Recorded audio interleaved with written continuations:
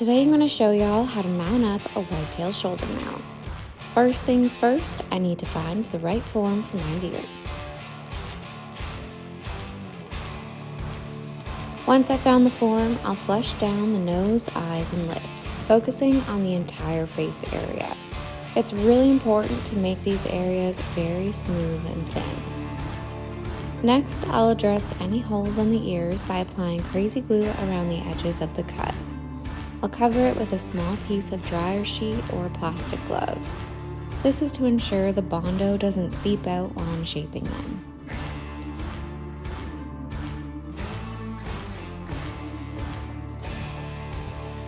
Now it's time to align the cape perfectly. I quickly stitch down the center of the back so I can test fit it on the form. I have a 16-inch mannequin and I have a 21-inch mannequin. The 16 was too small and the 21 was too big, so I'll be adjusting the 16-inch form to make it 19 inches. After splitting it and adding wooden blocks to make it the right size.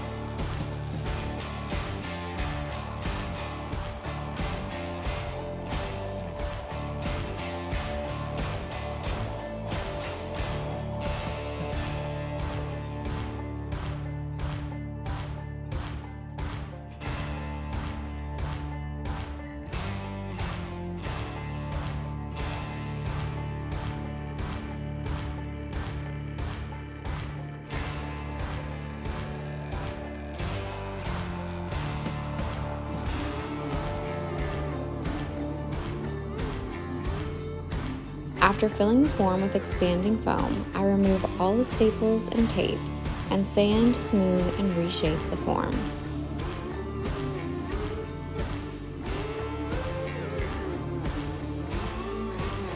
Next, I cut a piece of plywood for the back and screw it into place to provide support.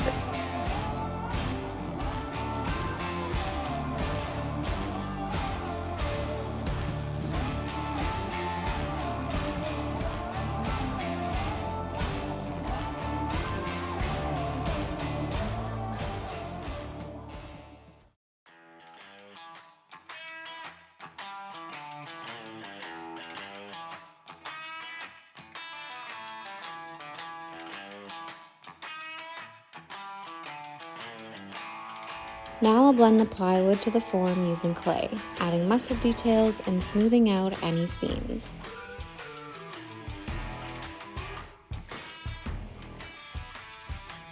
I'll also sculpt the eye details to make sure they look lifelike.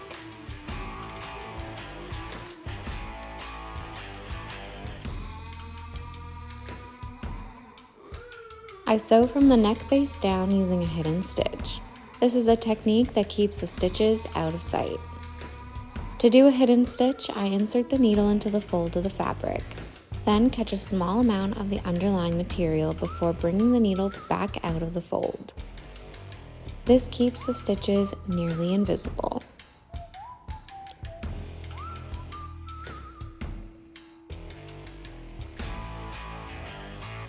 Once that's done, I turn the skin right side out and check the seam to make sure there's no trapped hair and that it looks seamless.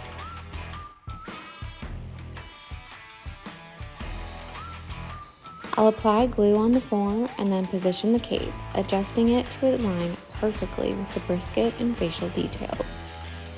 I'll pin in the muscle details and staple the cape around the back of the form to keep it tight and secure.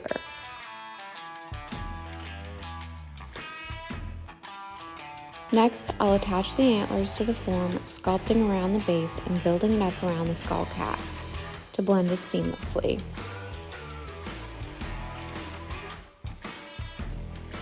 I finished sewing around the antler burrs, meeting up with my earlier stitch for a clean finish.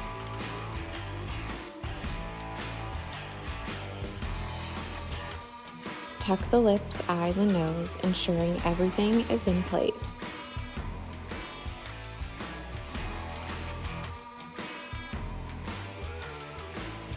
Then I'll pin any details around the face to make it look natural. Finally, I'll groom out the hair following the natural patterns for a polished look. I'll leave this to dry for the next 2 weeks, and then I'll tackle all the finishing details, including painting and sculpting. Thanks for watching, y'all. Come with me and let the land feed your soul.